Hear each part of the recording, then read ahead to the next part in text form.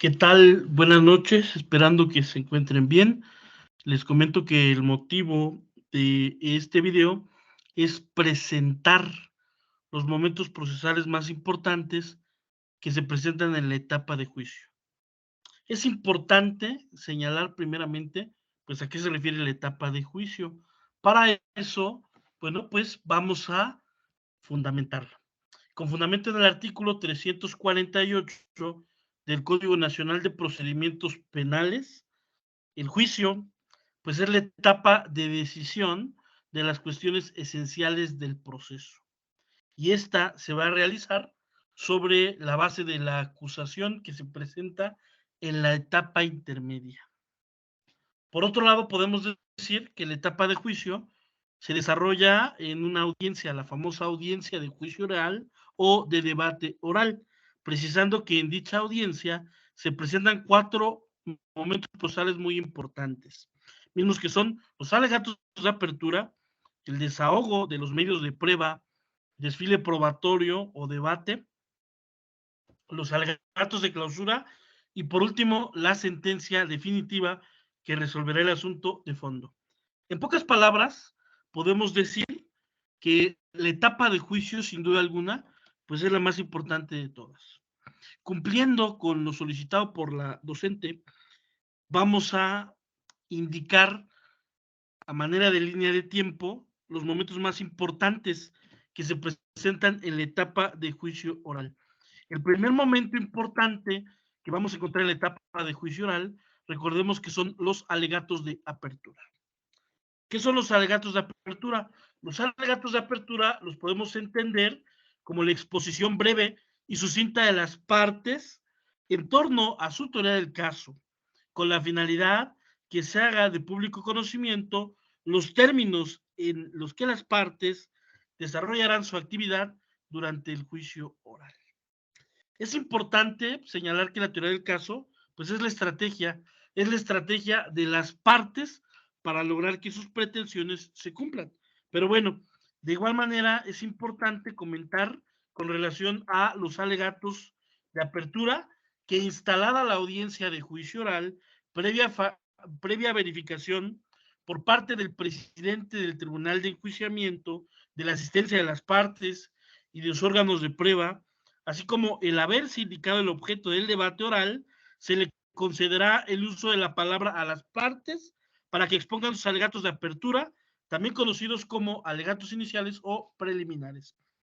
Bueno, pues explicando esto, les hago la observación que cuando hablamos de la asistencia de las partes, pues nos referimos a la parte acusadora primeramente, ¿no? Que es el agente del Ministerio Público. De igual manera nos referimos al asesor jurídico de la víctima u ofendido y a la propia víctima u ofendido. Y por el otro lado, encontramos la defensa que se encuentra constituida por obviamente el abogado defensor y el imputado. Ahora, otra situación que también considero importante explicar son los órganos de prueba. ¿A qué nos referimos con los órganos de prueba? A las personas que nos van a auxiliar, a los famosos auxiliares de las partes.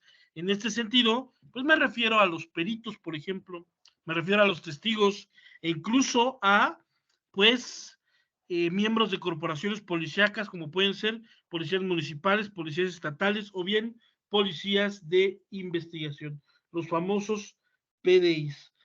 De igual manera, bueno, considero importante manifestar la actuación de cada una de las partes por lo que respecta a los alegatos de apertura.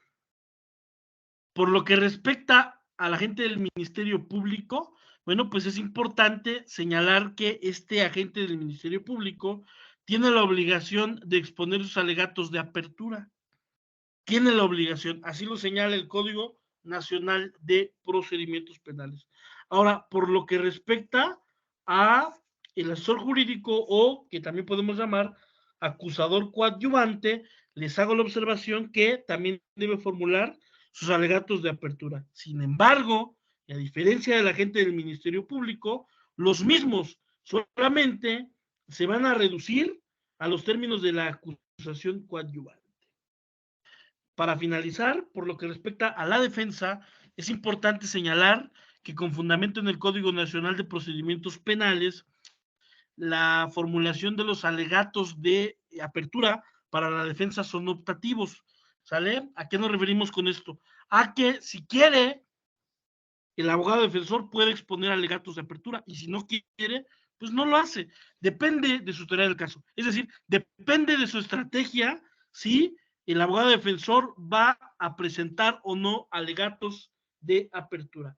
En este sentido, bueno, pues les hago la observación que la defensa puede formular sus alegatos de apertura. Sin embargo, y a diferencia de la fiscalía y del asesor jurídico, dicha formulación es una potestad que el defensor decidirá ejercer en función de su estrategia llamada teoría del caso. Pero bueno, vamos a continuar y nos vamos a el segundo momento procesal importante que se presenta en la audiencia de juicio oral. Es decir, nos referimos al desahogo de los medios de prueba. Por lo que respecta al desahogo de los medios de prueba, les hago la observación que también le podemos llamar desfile probatorio. E incluso, bueno, pues también le podemos llamar debate. Les comento que el desahogo de los medios de prueba, como lo comentaba hace rato, también le podemos conocer como el desfile probatorio. Les hago la observación que los medios de prueba más importantes que vamos a encontrar, pues es el medio de prueba testimonial, el medio de prueba pericial, el medio de prueba documental y el medio de prueba material. La materia penal es importante, a diferencia de otras materias, pues esta materia se ha hecho más técnica, ¿vale? Les hago la observación que la prueba testimonial se va a desahogar, de hecho, a través de la declaración de testigos. ¿Cómo se hace esta declaración de testigos? Esta declaración de testigos se va a realizar, bueno, pues cuando el oferente del medio de prueba realiza un interrogatorio. Es decir, al testigo se le tiene que interrogar. ¿Quién va a interrogar al testigo? Lo va a interrogar el oferente de la prueba, que puede ser la gente del Ministerio Público, puede ser también el asesor jurídico y en su caso el abogado defensor. Una vez que ha declarado el testigo, es decir, una vez que lo ha interrogado el oferente del medio de prueba, lo siguiente que debe hacer el Tribunal de Enjuiciamiento para efecto de consagrar el principio y el derecho humano de contradicción es que le va a dar el uso de la voz a la contraparte. ¿Para qué le va a dar el uso de la voz a la contraparte? Para que realice el contrainterrogatorio correspondiente. ¿Cuál es la finalidad de ese contrainterrogatorio? Bueno, pues básicamente la finalidad puede ser desacreditar al testigo o desacreditar su testimonio. A través de ese contrainterrogatorio, recordemos que se le da la oportunidad a la contraparte de desvirtuar el testigo o bien el testimonio del testigo. Además de la prueba testimonial, otra prueba que mencionábamos es importante, pues es la prueba pericial. Por lo que respecta a la prueba pericial, a diferencia de otras materias, insisto, no se refiere únicamente a emitir el dictamen, no es únicamente emitir el dictamen. A diferencia de otras materias, en la materia penal, insisto, lo que se debe hacer es que el perito declare. O sea, además de que se tiene el dictamen, se debe desahogar esa prueba testimonial interrogando al perito. ¿Quién va a interrogar al perito? Pues el oferente de la prueba. Una vez que el oferente de la prueba interroga al perito, se le va a dar el uso de la voz a la contraparte, ¿vale? Para efecto de consagrar el derecho humano de contradicción. ¿Qué va a hacer la contraparte? Pues desacreditar al perito, desacreditar su experiencia, ¿vale? De igual manera se puede desacreditar como tal ese testimonio del perito. ¿Cómo vamos a desacreditarlo? Pues a lo mejor demostrando que el perito no usó el método correcto, a lo mejor demostrando que el perito no tiene experiencia o que el perito simple y sencillamente no conoce del tema. Pero bueno, vamos a continuar. Es importante comentarles con relación al debate o con relación al desfile probatorio o al desahogo de las pruebas, que al igual que en la declaración de los testigos, en la audiencia de juicio oral, la declaración de los peritos se desahoga a través de preguntas que se formulan a los peritos, por medio de las técnicas del interrogatorio y contrainterrogatorio. Además de esas pruebas, recordemos que hay otras. importante, por ejemplo, la documental y la prueba que llamamos nosotros material en materia penal. Se pueden usar documentos, se pueden usar instrumentos, pero recuerden que es muy importante incorporar estas pruebas a juicio. Yo puedo tener, por ejemplo, una fotografía, yo puedo tener un video, pero no es como en otras materias que nada más se reproduce el video o se exhiben las fotos. Aquí las tengo que incorporar al juicio. ¿Cómo voy a incorporar al juicio las fotografías? ¿Cómo voy a incorporar al juicio los documentos? Lo voy a hacer a través de la técnica del interrogatorio y contrainterrogatorio también. El solo hecho de que yo exhiba los documentos, que exhiba el video, que exhiba las fotos, no me va a servir de nada. Recordemos que para consagrar la oralidad en la materia penal, debo incorporar al juicio tanto los documentos, así como los instrumentos, como puede ser un arma de fuego, como puede ser un arma, punzocortante. Pero bueno, vamos a continuar siguiendo este orden de ideas. Nos vamos a la tercera etapa de la audiencia de juicio oral. La tercera etapa que podemos encontrar en la audiencia de juicio oral le vamos a llamar alegatos de clausura. Es importante señalarles que la finalidad de los alegatos de clausura es que las partes formulen sus conclusiones en torno a lo desarrollado en la audiencia de juicio oral, incidiendo o tratando temas como la acreditación de los hechos, la norma jurídica aplicable y la jurisprudencia en su caso. Les hago la observación que en pocas palabras lo que debemos hacer en los alegatos de clausura, lo que debe hacer la Fiscalía o Ministerio Público, lo que debe hacer el asesor jurídico, lo que debe hacer el abogado defensor, es señalarle, es recargarle al tribunal de enjuiciamiento que se acreditó nuestra teoría del caso. Recordemos que esa teoría del caso la desmenuzamos en 3 elementos. El primero de esos elementos, bueno, pues es el elemento fáctico. ¿A qué nos referimos con el elemento fáctico? A los hechos. Eso es lo que debemos manifestar en los alegatos de clausura, que se acreditó el elemento fáctico. Además de que se acreditó ese elemento fáctico o hechos, debemos señalar también que se acreditó con el elemento probatorio. Es decir, que los hechos fueron demostrados a través de las pruebas, a través de los medios de prueba que fueron ofrecidos y desahogados ante el tribunal de enjuiciamiento.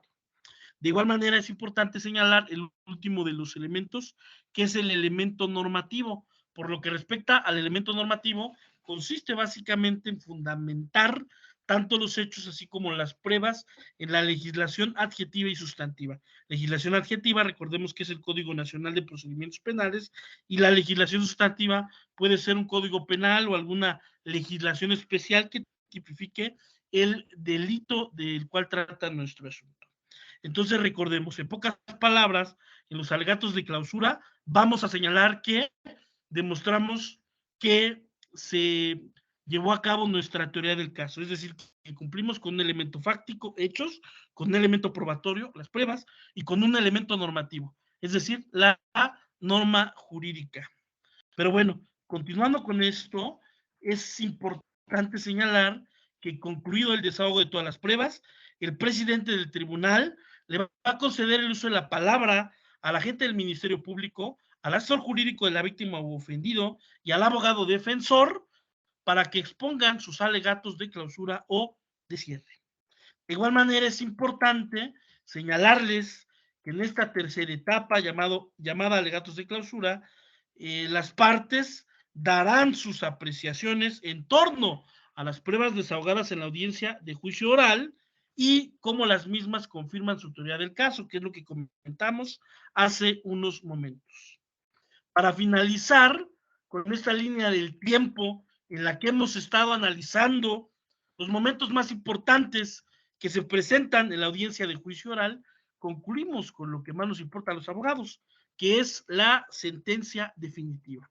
Les comento que una vez concluidas las exposiciones orales, es decir, los alegatos de clausura, el presidente del Tribunal de Enjuiciamiento dará por cerrado el debate y procederá a la deliberación de la sentencia.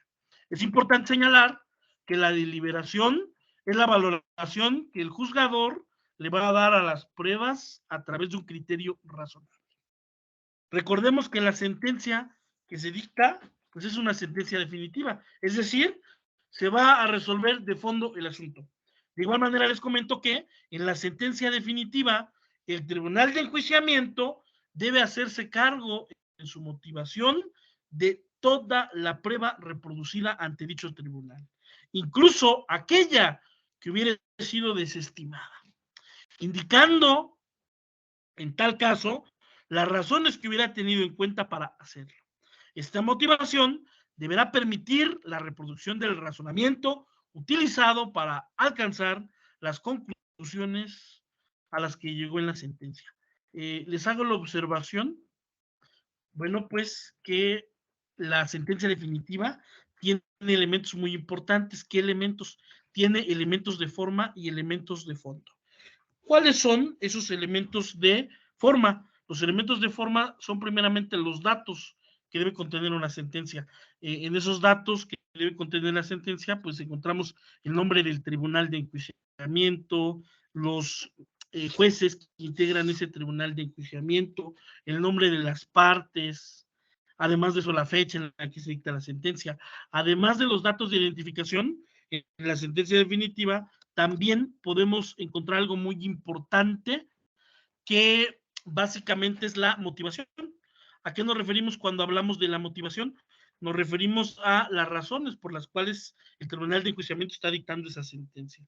Además de la motivación, encontramos obviamente la fundamentación, que es el sustento legal en la legislación sustantiva y adjetiva para que el Tribunal de Enjuiciamiento dicte la sentencia correspondiente.